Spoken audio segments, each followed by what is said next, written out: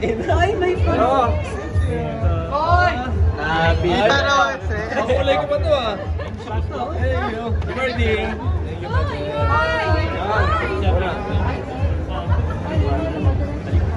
Thank you pa to. Kaya tayo dito.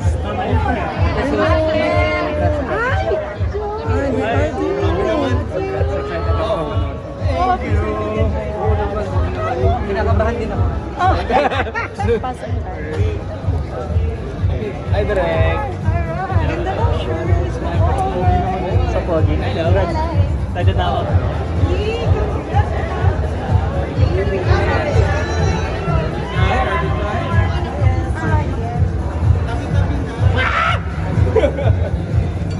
Salamin, salamin.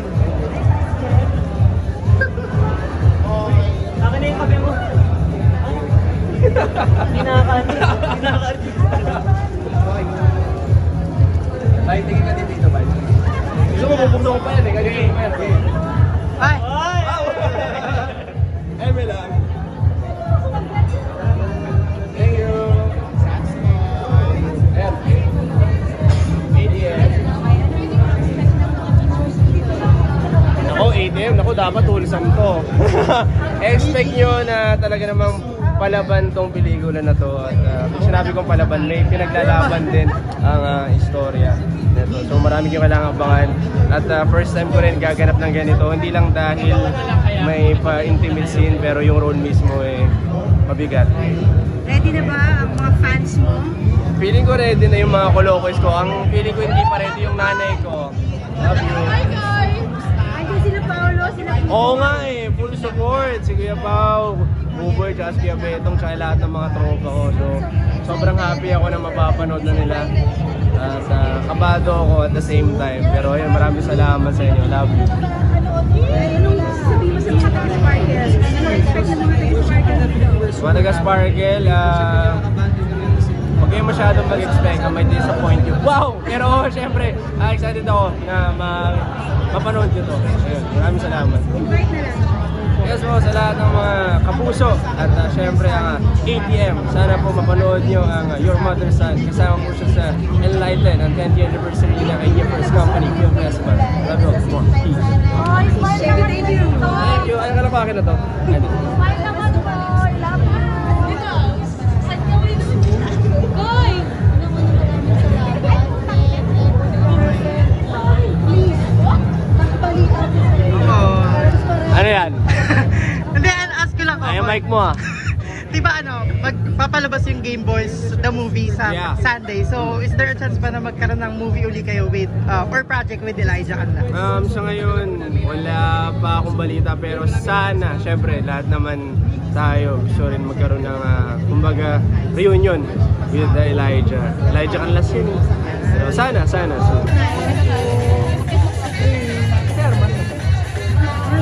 Thank you. Thank you. Yes, diba? Get driven by passion. And next thing you know, you wake up, 10 years has passed and 35 films have been produced. So congratulations sa lahat na naging part ng 35 films na yun. And thank you very much sa Tiwala. And thank you sa Tiwala rin ninyo, ng mga sumuporta dun sa mga films na yun. Because it wasn't something that we thought could happen. A dream of setting up a company that's driven by creatives, that has stories at its core, would survive this long and thrive and be able to reach far beyond the shores rin ng country natin. So thank you for that, and to everybody who have been part of this journey. We hope that for the next decade, magkakasama pa tayo, and we hope na madagdagan tayo. So here's to another 10 years for Idea First. Thank you.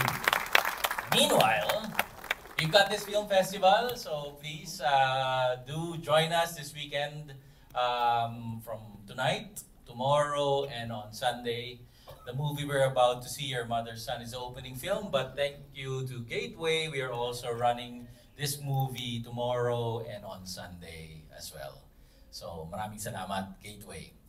And Before we move on, I just want to also thank all of our sponsors. Babasahin namin yun later, our sponsors and donors, because we were able to not just mount this festival because of them, but we were able to bring in some scholars who will be part of the festival, be able to attend the Q&As, be able to attend the writing masterclass of June Robles Lana, and the roundtables that come after. So thank you to all our sponsors and all our donors. Babasahin namin yan later dahil mahaba yun.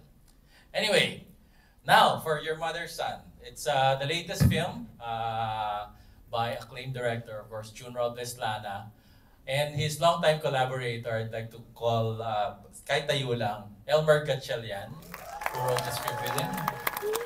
Not following instructions tayo. Yan. This film was produced by the Idea First Company with Quantum Films. Attorney Georgie Alonso is here. Thank you very much, Attorney. And Cineco Productions, represented by Gilmer Roque, who's also here.